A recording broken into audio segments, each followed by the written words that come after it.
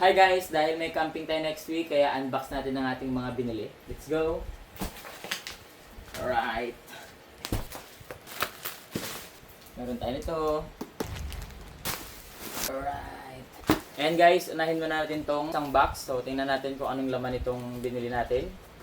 Okay, ang una natin nabili ay mini gas stove. So, kailangan natin ng butane gas stove, guys. Very cute. Ating gas stove. Very aesthetic. Ayan, guys. Ayan siya.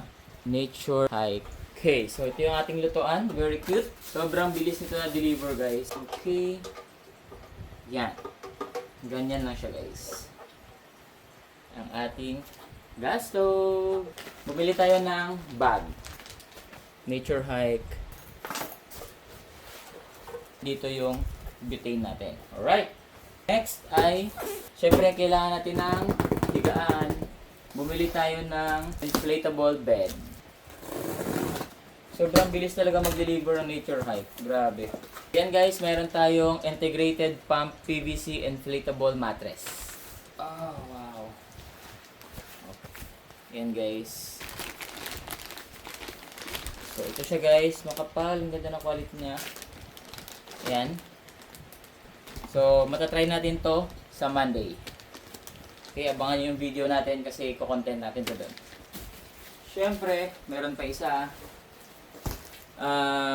Kailangan natin ng lagayan ng tubig.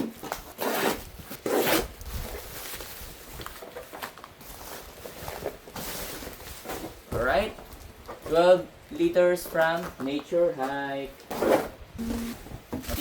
Ang ganda. Tapos, pwede mo siya maging gripo. Alright. Since magka-camping tayo sa Monday, dapat meron tayong lutuan. Ngayon, ang isa sa mga na-unbox natin last time, ang ating butane gas stove. So, ito siya from Nature Hike.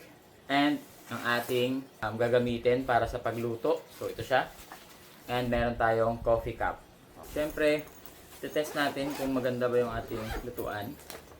Yan. Butane siya guys. So, una, meron tayong baso.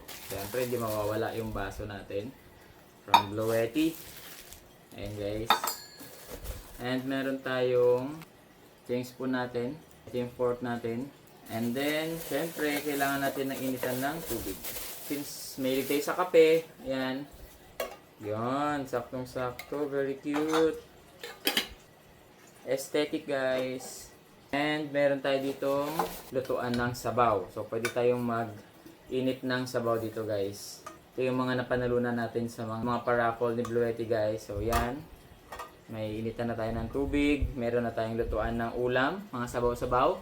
Noodles. Takitin yan. And, syempre, pag meron tayong mga... Ito naman siya, guys. Maliit lang. Yung handle niya. Ganyan naman siya. So, ganyan lang siya guys. Natutupi siya. So, para pag ililigpit natin, ganun lang. Pwede natin ibalik din dito. And, ilagay natin dito.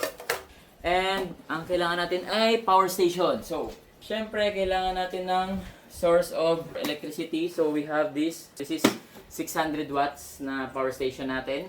So, kayang-kaya niya yung mga appliances na below 600 watts. And, kailangan full charge natin to bago tayo umalis. Pero meron din tayong portable na solar panel na gagamitin dito para i-charge natin pag may araw doon sa camping site natin.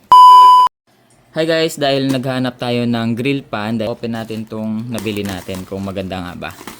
Yan, so ito yung nabili natin. So tingnan natin yung laman. Uy, maganda siya ah. Ayun siya, ang ganda nga. So, ito yung ating magiging grill pan sa ating pag-camping. So, pwede tayo magsangyup-sangyup dito guys kasi nagpa-plan kami magsangyup. So, flat yung ilalim. So, pwede siya sa induction. So, sa mga induction guys, pwede siya. Tapos, mayroon pa siyang rubber handle. Kakabit natin dito. Ayan. Para hindi, syempre, hindi tayo mapasok. Ayan, ganda. So, ngayon, ang ating gas stove. And ito ang ating grill pan. O, diba? Perfect. So, yun guys. Ganda. Ayos.